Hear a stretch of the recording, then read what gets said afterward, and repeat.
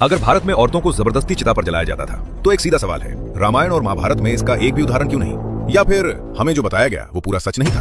हमें सालों से यही पढ़ाया गया, सती प्रथा भारत की आम परंपरा थी। लेकिन जरा अपने ही ग्रंथ खोलकर देखिए, रामायण महाभारत यही हमारे एंट्री लेवल टेक्स्ट्स हैं, जनता को समझाने के लिए लिखे गए ग्रंथ। रामायण में विधवाओं की सूची देखिए, कौशल्या, कैकेयी, सुमित्रा, मंदोदरी। किसने सती की? किसी ने नहीं। महाभारत में कुंती, गांधारी, सत्यवती, पति के बाद भी राज चलाया गया, निर्णय लिए गए, जीवन जिया गया। अगर सती नियम थी तो ये स्त्रियां अपवाद क्यों हैं? अब सच सुनिए, इतिहास में इच्छा मृत्यु के उदाहरण मिलते हैं, पुरुषों के भी, स्त्रियों के भी। इसे कहा जाता है अनुगमन। जापान में समुराई भी करते थे, लेकिन ये सती नहीं थी। सती का मतलब है पति मरा तो स्त्री को जलना ही होगा। ऐसा कोई आदेश, कोई शास्त्र, कोई उदाहरण नहीं मिलता। अब जरा कहानी का वो पन्ना खोलते हैं जो अक्सर पढ़ाया नहीं जाता। अब ध्यान दीजिए, खुद अंग्रेजों के रिकॉर्ड कहते हैं जिन हजारों सती मामलों की बात की गई उनमें से 90% सिर्फ बंगाल और कोलकाता के आसपास दर्ज थे। पूरा भारत कहाँ गया? राजस्थान, महाराष्ट्र, दक्षिण भारत, खामोशी। और फिर एक कानून पास हुआ, ना विद्रोह, ना गृहयुद्ध, ना व्यापक विरोध, और दावा किया गया, देखो हमने हजारों साल पुरानी कुप्रथा खत्म कर दी।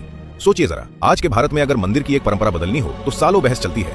तो क्या सच में पूरे भारत की एक भीषण परंपरा एक इतनी आसानी से गायब हो सकती है? या फिर ये कहानी इसलिए बनाई गई ताकि शासन सही ठहराया जा सके? कई इतिहासकार साफ कहते हैं ये नैरेटिव था। कहानी ये थी, तुम असभ्य हो, हम गोरे तुम्हें सभ्य बनाने आए हैं। मतलब शासन को सही ठहराने का हथियार। कमेंट में बताइए, सती प्रथा एक प्रोपेगेंडा थी या रियल हिस्ट्री?